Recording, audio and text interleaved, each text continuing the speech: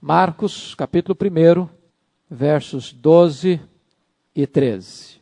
Diz o texto: E logo o Espírito o impeliu para o deserto, onde permaneceu 40 dias, sendo tentado por Satanás.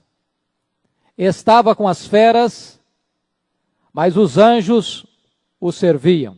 Nós vamos nesta noite falar sobre a tentação de Jesus. Nós estudamos quarta-feira passada sobre as credenciais do ministério de Jesus. Observamos como o ministério de Cristo foi confirmado pelas Escrituras, pelos profetas, pelo seu precursor João Batista e pelo próprio Pai. Hoje nós analisaremos a preparação para o ministério de Cristo, quando ele é conduzido pelo Espírito Santo ao deserto para ser tentado.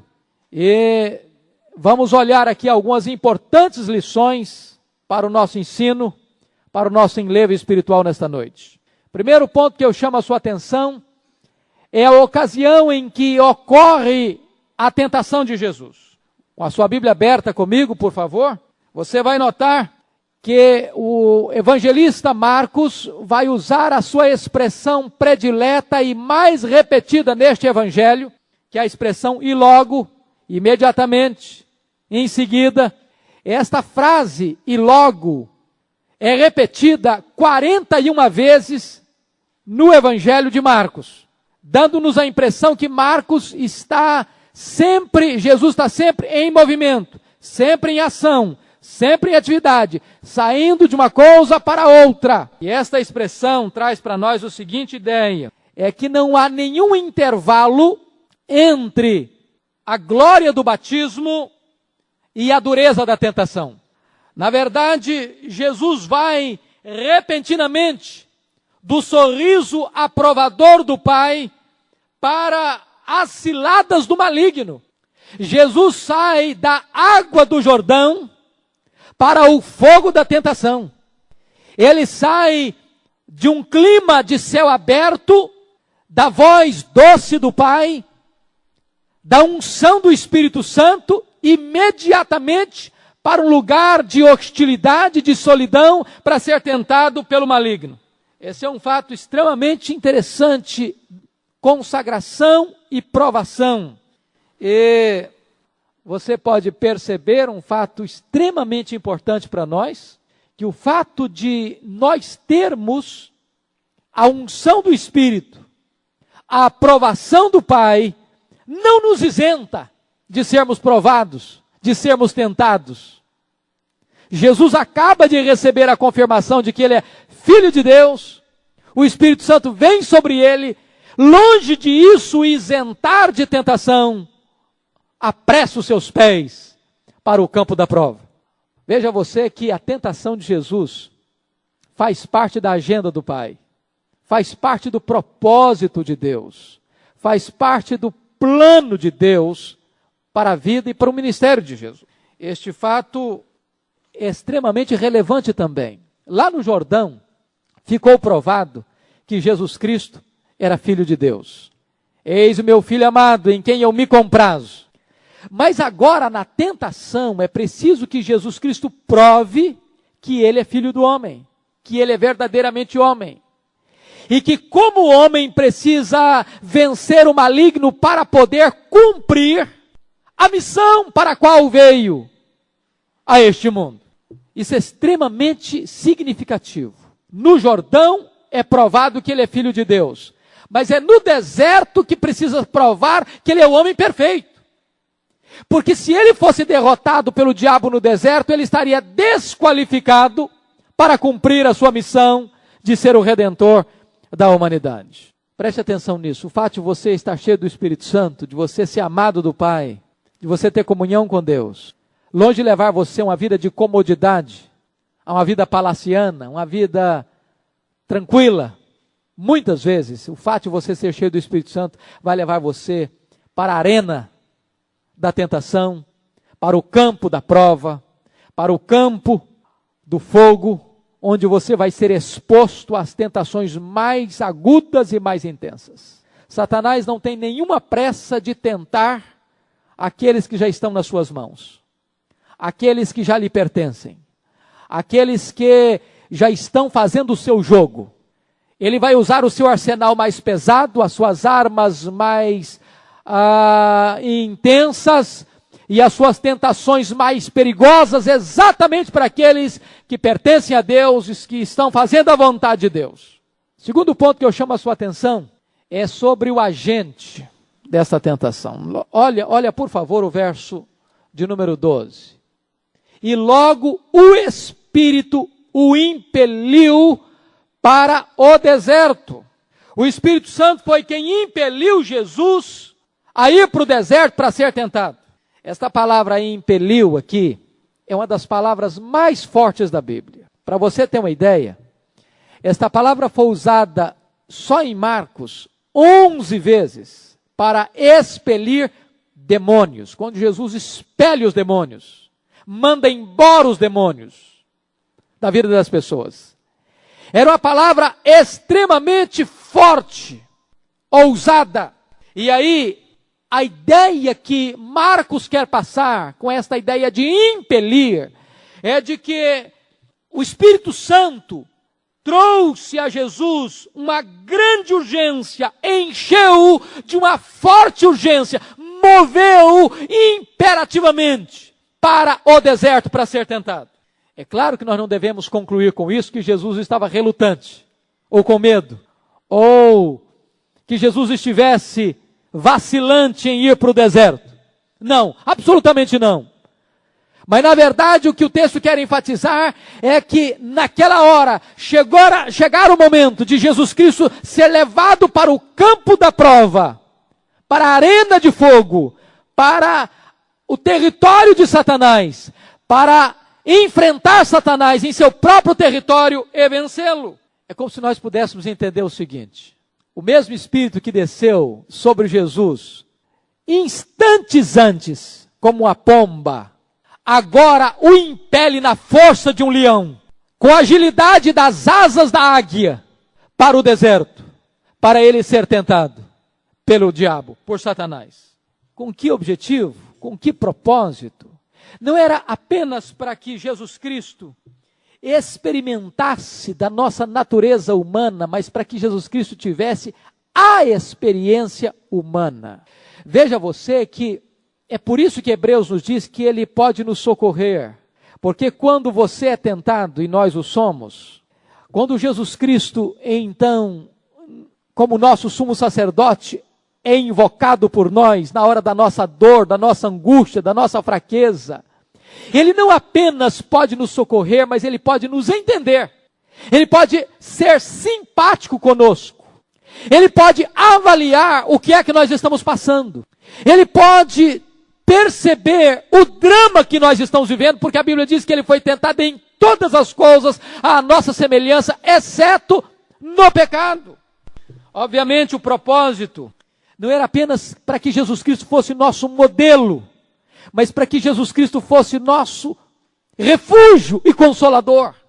É muito diferente, irmãos, nós temos um grande Deus, um poderoso Deus, e também nós temos um Deus, ou o Deus solidário, compassivo, o Deus que sabe o drama que nós estamos vivendo, a dor que nós estamos sentindo, a pressão que nos acossa e nos encurrala.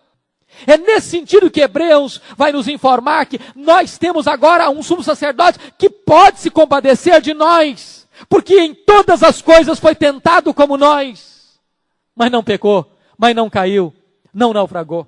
Quando eu olho para esse texto e vejo que o Espírito Santo impeliu Jesus para o deserto, o entendimento claro que eu tenho é o seguinte: não é propriamente Satanás quem está atacando a Jesus. É Jesus quem está invadindo o território de Satanás. Preste atenção na ênfase desse texto. Quem está tomando iniciativa aqui não é Satanás. Quem está iniciando este processo não é Satanás. Na verdade, o que você está percebendo é o seguinte, que se Satanás pudesse fugir desse confronto, certamente ele fugiria. O que na verdade está acontecendo aqui é que Jesus está invadindo o território de Satanás. Está entrando no campo de Satanás. O que Jesus está fazendo aqui é perturbando, minando, derrotando, vencendo Satanás em seu próprio covil. É por isso que este momento é o momento da vitória de Jesus, da consagradora vitória de Jesus, porque Jesus não há de iniciar o seu ministério, a não ser depois que pode provar que o diabo está vencido, está derrotado por ele. Que as forças do mal que se impõem sobre nós estão debaixo do controle deste Jesus que vai inaugurar o seu ministério gloriosa e vitoriosamente.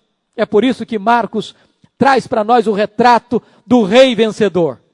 E depois que Jesus vence a tentação, você vai ver Jesus vencendo os demônios, expulsando-os, você vai ver Jesus vencendo as enfermidades, você vai ver Jesus vencendo a própria morte. Não há nenhuma força capaz de resistir ao poder deste rei vitorioso.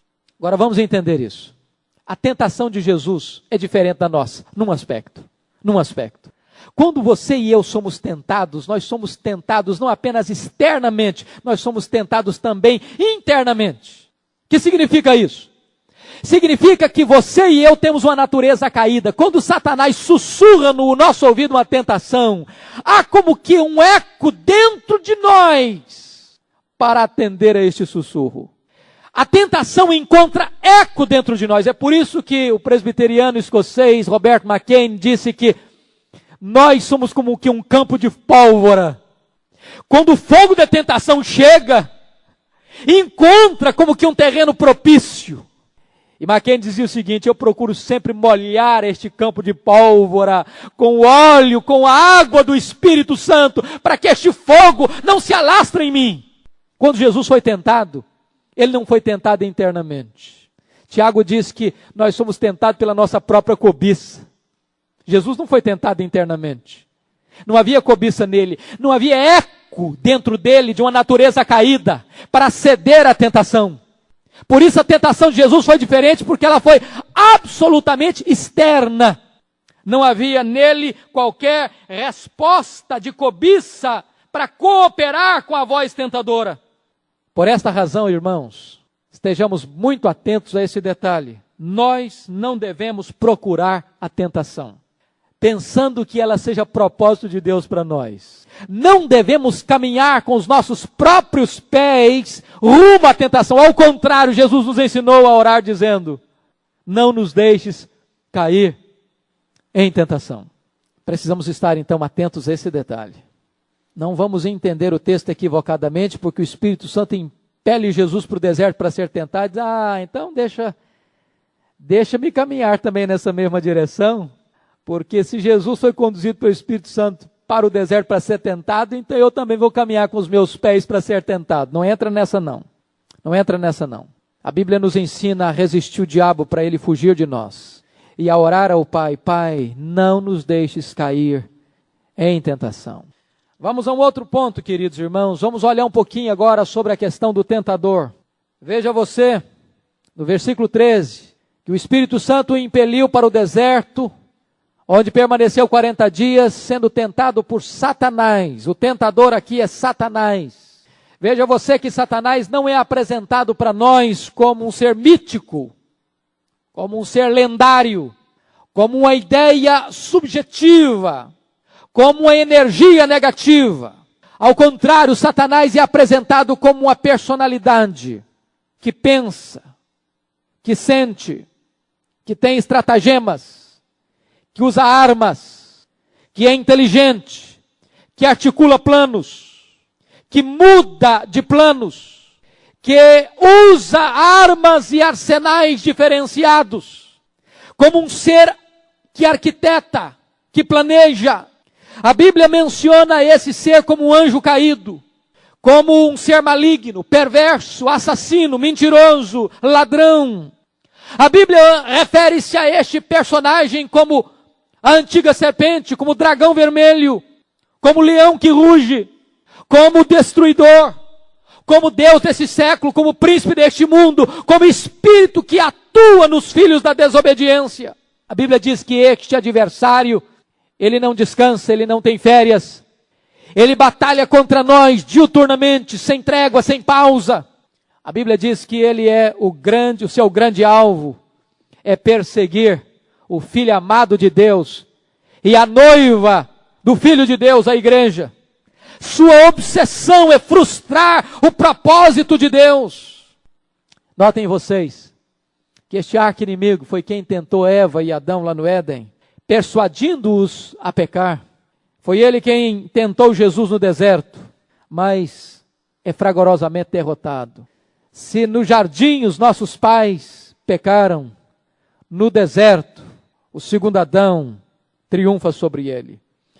E observe você a expressão que está aí no verso 13, sendo tentado, a expressão na língua original descreve ação contínua. Parece-nos que é Marcos que vai nos ajudar a entender Mateus e Lucas nesse sentido, porque dá-nos até a impressão que a tentação de Satanás em Mateus e Lucas vem depois dos 40 dias, mas Marcos dá-nos claramente o entendimento que Satanás tentou Jesus ao longo dos 40 dias, que foi uma tentação ininterrupta, sem pausa. E essa é uma das armas de Satanás, é tentar continuamente, é tentar fragilizar a pessoa pela continuidade da sua tentação. Foi o que aconteceu lá com Sansão. Ao ponto de Sansão, diz a Bíblia, que ficar cansado, estressado e abrir a guarda e fraquejar e cair. Esta é a arma que ele usa. A primeira tentação pode ser tão frágil como uma teia de aranha. A segunda tentação, você pode quebrá-la como você quebra um fio de linha. E aí a pessoa vai entrando por esse processo, daqui a pouco a pessoa está amarrada com cordas de navio, com cabo de aço, e ela não consegue se soltar mais. Porque este inimigo, ele vem hoje, vem amanhã, vem depois, e ele vai minando as forças, vai minando as reservas, vai fazendo com que aquela seta que fere a consciência se torne rumbuda. E aquilo que antes trazia desconforto, antes trazia culpa, antes trazia angústia, hoje já não traz mais nenhum desconforto, nenhuma tristeza, nenhuma situação de constrangimento diante de Deus. Daqui a pouco a pessoa é levada a uma cauterização da consciência. É esta a arma dele. É por isso que a Bíblia diz que depois que Jesus Cristo venceu Satanás, está lá em Lucas 4:11, Satanás o deixou até momento oportuno. É a arma de Satanás, sua perseverança.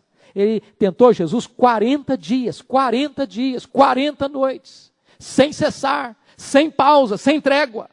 Quarto ponto, para nossa meditação aí, vamos ver o conteúdo dessa tentação. Marcos, pela celeridade de seu registro e pela laconicidade de suas palavras, não nos informa acerca do conteúdo da tentação. Ao contrário, você vai perceber que, diferente de Mateus e Lucas, que registra a luta, Marcos apenas registra a vitória.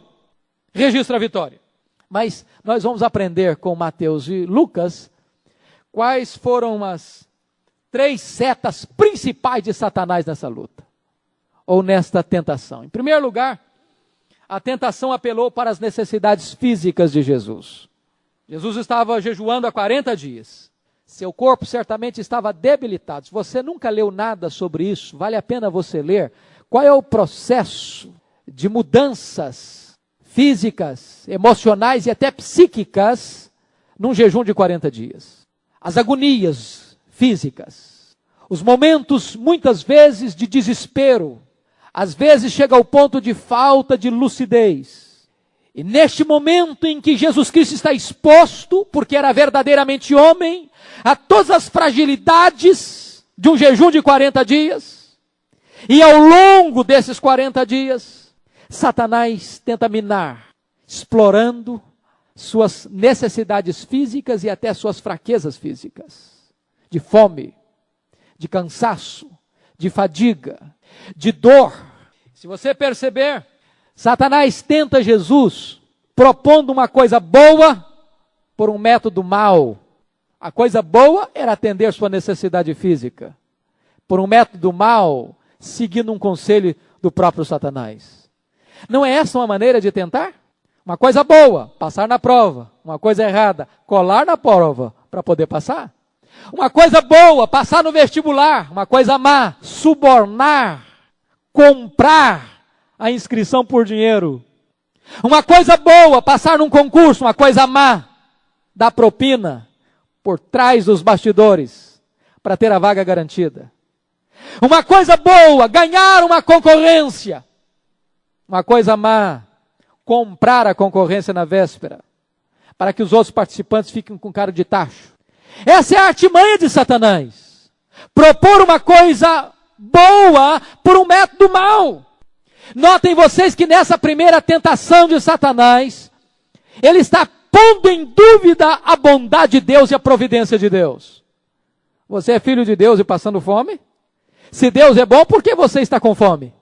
Se Deus é bom, por que Ele deixa você sozinho, num deserto, com o estômago roncando?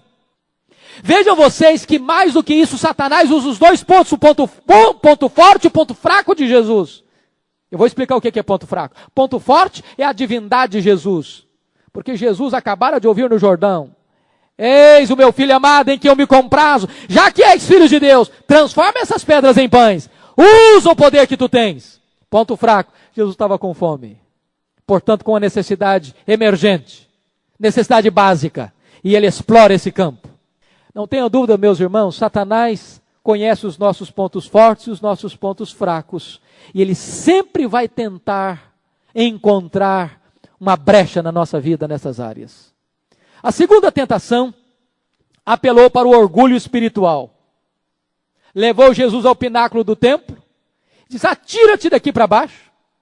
Porque está escrito lá no Salmo 91, ele dará ordem aos teus anjos para que te guardem.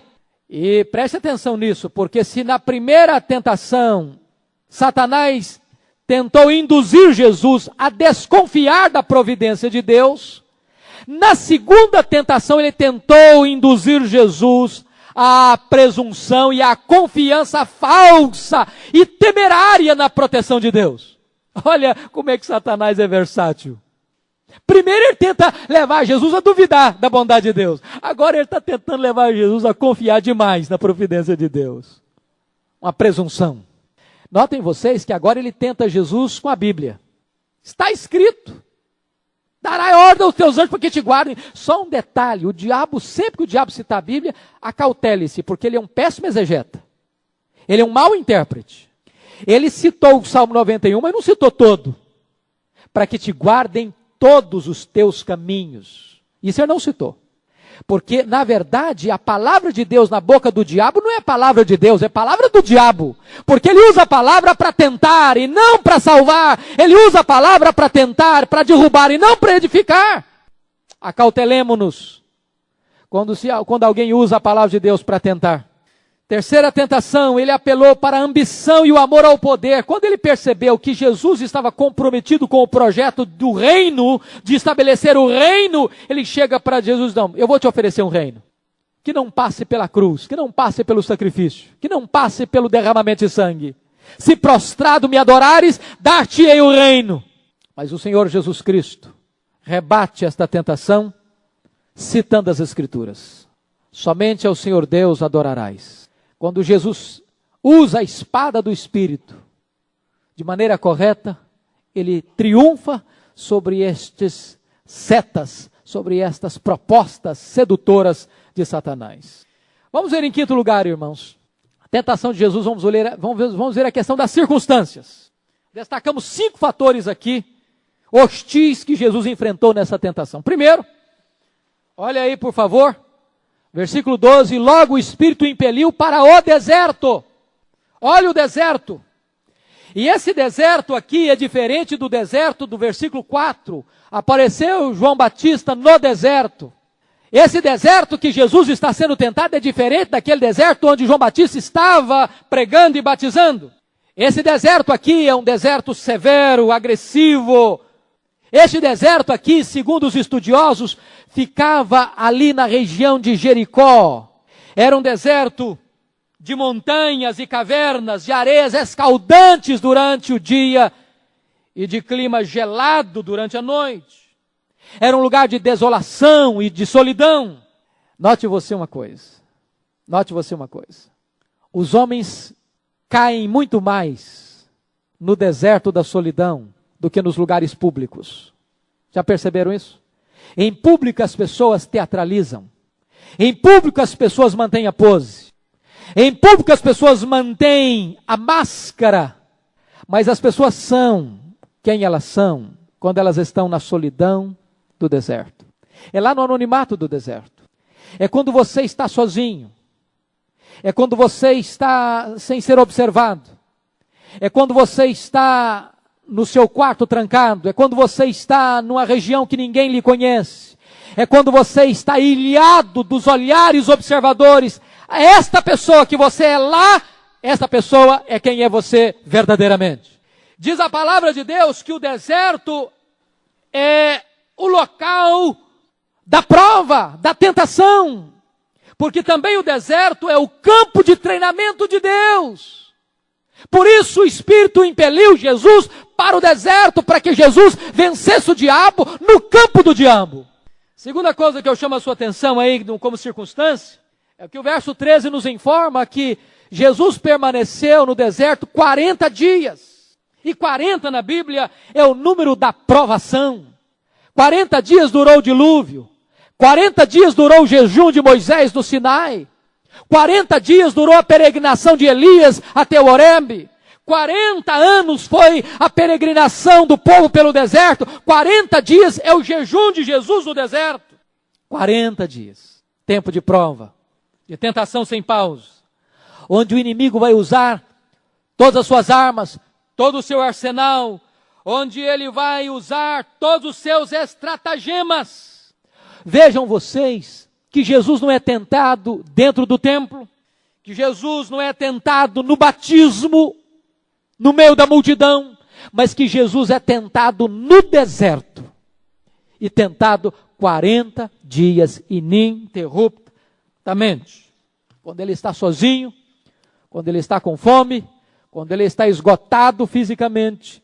Isso significa uma coisa, queridos irmãos, que Satanás é astuto o suficiente para tentar-nos na hora que nós estamos esgotados fisicamente, na hora que nós estamos estressados emocionalmente, na hora que nós estamos com as nossas reservas em baixa. Terceira coisa, terceira circunstância, a solidão. Jesus estava no deserto, coberto pelo manto de profunda, tenebrosa, amarga solidão. Veja você que ele saiu de um clima de céu aberto, de doce voz celestial, da doçura do Espírito Santo vindo sobre ele, da multidão ao redor dele, da companhia do seu precursor, e agora ele é empurrado para a arena do deserto, onde está só, literalmente só. Eu quero lhe dizer, querido, que as provas mais profundas, mais intensas, mais amargas, você estará longe da multidão, você estará longe da família, você estará longe dos amigos, você estará também no seu deserto, você estará também no seu Getsemane, você também suará sangue, você também enfrentará a sua hora de solidão. Quando você não tem um ombro para chorar, quando você não tem um amigo com quem compartilhar, quando todas as forças do inferno descerão sobre você, quando todas as forças do mal conspirarão contra a sua alma. Quarto lugar, outra circunstância, a fome. Eu não sei quantas vezes você já jejuou e qual foi o seu período mais longo de jejum. Eu não sei ainda o que é um jejum de 40 dias, já li sobre isso. E aqueles que já fizeram jejuns tão longos assim, revelam que é uma situação até o 25º dia de desespero, de profundo desespero, onde se pensa que não vai suportar, onde a mente parece que não consegue raciocinar, parece que o cérebro não é oxigenado, o corpo todo pulsa e lateja de dor, o momento em que não se consegue raciocinar direito, pois é nesse tempo de prova, de fragilidade, de fome, de esgotamento físico, emocional, é que Satanás se aproveita para tentar frustrar os desígnios de Deus e derrotar o Filho de Deus. Quinto lugar, quinta circunstância. Olha você, por favor, no verso 13 que diz, e estava com as feras. Irmãos queridos, o deserto de Jericó, perto de Jericó, segundo os estudiosos, era um deserto extremamente perigoso, povoado por hienas, por lobos, por serpentes, por chacais, por panteras e por leões. Na verdade, Marcos está querendo nos trazer com poucas palavras uma cena absolutamente terrificante. Um deserto de montanhas e cavernas, de fome, de feras tão perigosas, tão nocivas, tão letais, e de Satanás ali sussurrando nos ouvidos de Jesus as mais sutis e dramáticas tentações. Parece que a natureza inteira está conspirando contra o Filho de Deus. Marcos, com poucas palavras, retrata para nós de forma tão eloquente a gravidade, a intensidade da tentação que Jesus Cristo enfrentou. O que nos impressiona é que Adão e Eva caíram num paraíso, num jardim, quando todos os animais eram dóceis, e o Filho de Deus derrota Satanás num deserto, quando todos os animais eram feras. Vamos ao 6º ponto da nossa meditação, o propósito da tentação. Certamente, irmãos, da parte de Deus, quando somos levados à tentação é para nos provar e nos fortalecer. Da parte de Satanás, a tentação é para nos derrubar. Portanto, entendamos isso.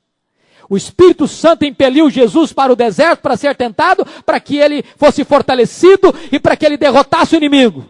Satanás tenta para nos destruir e nos derrotar.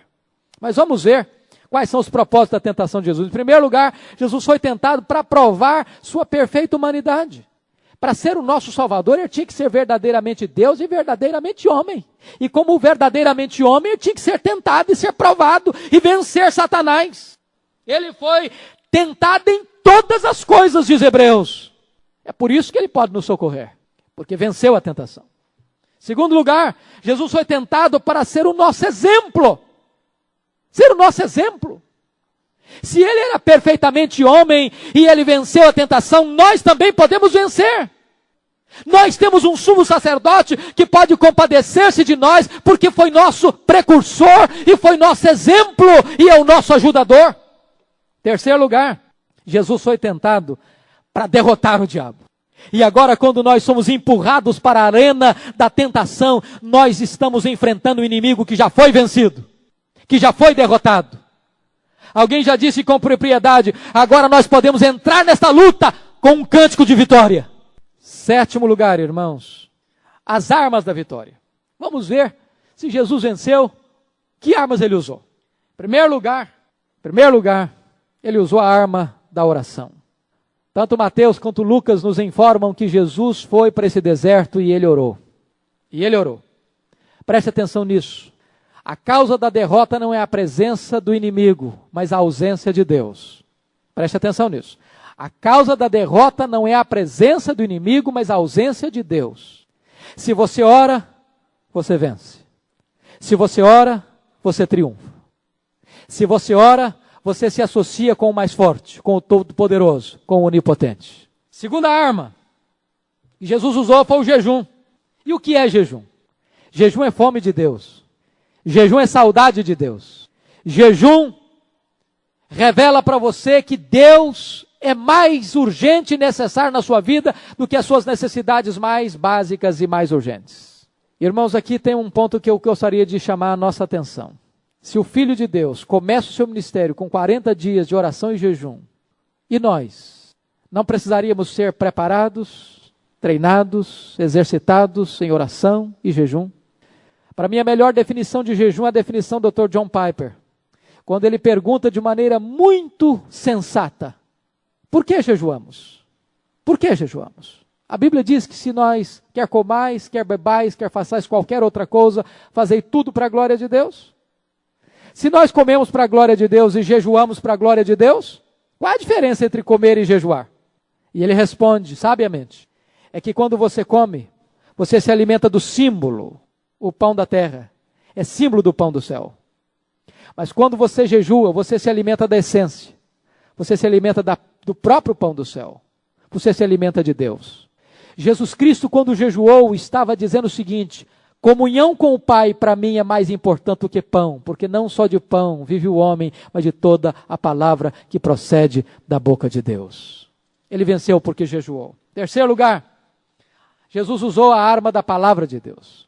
Está escrito, está escrito, está escrito. Quem não conhece a palavra de Deus não pode vencer o diabo. Porque o diabo vai enredar essa pessoa, vai manipular essa pessoa, vai enganar essa pessoa. Se você quer vitória na sua vida espiritual, leia a Bíblia, estude a Bíblia, memorize a Bíblia, internalize a Bíblia, conheça a palavra de Deus. Mas finalmente, irmãos, finalmente eu gostaria de estudar com vocês a vitória sobre a tentação. Por que é que Jesus venceu? Quais foram as causas que levaram Jesus à vitória? Em primeiro lugar, Jesus venceu a tentação por causa do seu caráter santo. Amados irmãos, 40 dias tentando Jesus, Satanás não encontrou uma brecha sequer. O combustível do fogo da tentação é o pecado. Se você abrir brecha, se você der brecha, se você abrigar pecado no seu coração, Satanás vai encontrar um campo fértil para atear fogo na sua vida. Segundo lugar, Jesus venceu a tentação por uma resoluta e determinada resistência a ele. 40 dias sendo tentado, sendo minado, sendo acossado, sendo pressionado, e Jesus Cristo mantendo-se firme e resoluto. Está escrito, está escrito, está escrito. Afasta, arreda Satanás, só Deus prestará culto. Terceiro lugar, Jesus venceu a tentação porque conhecia a palavra de Deus. Por que Eva caiu no Éden, lembram? Porque Satanás começou a citar a palavra de Deus para ela. É certo que não morrereis. Torceu, negou a palavra de Deus. E aí a Eva vai conversar com Satanás e não consegue citar as Escrituras de maneira correta. Porque a palavra de Deus diz o seguinte: dela não comereis, porque no dia em que dela comeres, da árvore da ciência do bem e do mal, certamente morrereis. E a Eva vai começar a citar a Bíblia e diz, nem nela tocareis. Deus não disse nada disso. Esse negócio de citar a Bíblia e acrescentar ao texto bíblico que Deus não disse, é um perigo. Satanás já vai imediatamente saber que você não conhece Bíblia. Se você não conhece Bíblia, você é massa de manobra na mão dele. Você é presa fácil dele. Mas o Senhor Jesus Cristo, Satanás citou a Bíblia para Jesus, quando lá do pináculo disse, atira-te daqui abaixo, porque está escrito. Citou o Salmo 91, mas citou pela metade. Então, se você quer se livrar das artimanhas de Satanás, trate-se de conhecer a palavra de Deus. Mas finalmente, queridos, você vai notar uma coisa gloriosa aí no verso 13, porque diz o texto, estava com as feras, mas os anjos o serviam. É maravilhoso isso. Você nota que é uma conexão entre os três mundos, entre o céu, a terra e o inferno. Estão muito próximos, muito próximos. Você percebe o seguinte, porque Jesus manteve-se firme, vitorioso, os anjos vieram servi-lo. Marcos não nos informa que tipo de serviço. Nem Mateus, nem Lucas nos informa que tipo de serviço. Entretanto, a palavra servir lá, vem da palavra diácono, da palavra diaconia. E a mesma palavra que aparece em Marcos 1,31, quando Jesus curou a sogra de Pedro, ela se levantou e passou a servi-los. E a ideia clara de servi-los ali é de dar alimento, servir a mesa, pôr a mesa. Isso nos leva a entender, e Adolfo Paul é mais enfático nisso, diz que servir aqui indica trazer alimento. A ideia de Thompson é a seguinte, que depois de 40 dias de jejum, quando Jesus se recusa a ceder à tentação de Satanás, de fazer de pedras pães, agora os anjos de Deus vêm e preparam uma mesa para Jesus no deserto. Coisa fantástica essa, coisa fantástica. E não é a primeira vez que anjo está servindo as mesas, não. Eu quero dizer uma coisa, quando você usa os recursos de Deus, o próprio Deus manda os seus agentes para servirem você, para cuidarem de você, para protegerem você, para abençoar você. E eu quero concluir com algumas lições práticas. Primeira lição prática. Todo cristão deve esperar tempos de prova. Deus nos prova, Satanás nos tenta. Satanás busca nos destruir, Deus busca nos edificar e nos fortalecer. Segundo, todo cristão deve estar atento aos diversos métodos de Satanás. Ele conhece nossos pontos fortes, os nossos pontos fracos, ele muda de estratégia, de método, de acordo com o momento, com a pessoa, com a circunstância. Terceiro, Todo cristão deve acautelar-se acerca da perseverança de Satanás. Tentou Jesus 3 vezes, foi derrotado, diz Lucas 4:11. Ele o deixou até momento oportuno, e ele veio com outros métodos, com outras armas, usando outras pessoas, com novas propostas, com novos estratagemas. Você que assistiu ao filme, O Advogado do Diabo, lembra-se muito bem como o filme termina. Como o filme termina. O diabo nunca desiste.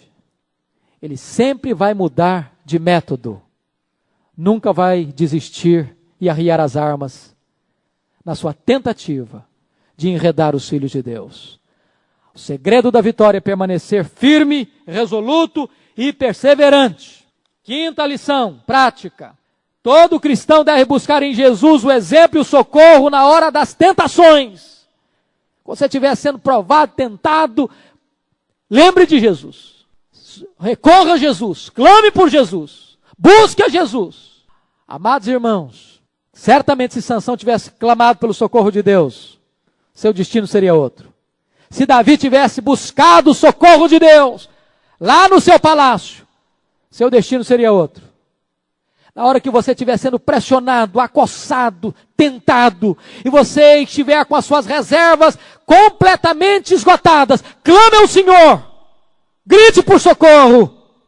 Você tem um sumo sacerdote que pode compadecer-se de você. Penúltimo lugar, todo cristão precisa compreender que Deus não nos permite sermos provados além das nossas forças. Louvado seja o Senhor. A Bíblia diz, não nos sobreveio tentação que não fosse humana, mas Deus é fiel e não permitirá que sejais tentados além das vossas forças. Pelo contrário, juntamente com a tentação vos proverá livramento, de sorte que possais suportar. Finalmente, sétimo e último lugar, todo cristão precisa resistir ao diabo. Vigiai e orai, disse Jesus, para que não entreis em tentação. Resisti o diabo e ele fugirá de vós. Que Deus nos ajude, com o exemplo de Jesus, a enfrentarmos as batalhas cotidianas, com os nossos olhos postos no nosso grande sumo sacerdote, que passou por todas as tentações e venceu, e pode nos socorrer nas nossas fraquezas. Vamos orar. Eu queria convidar você para vir aqui à frente, para nós orarmos. Eu estou absolutamente convencido de que nenhum de nós aqui pode bater no peito e dizer, eu sou forte. Esse negócio não é comigo. É claro que cada um de nós tem áreas diferenciadas de fragilidade.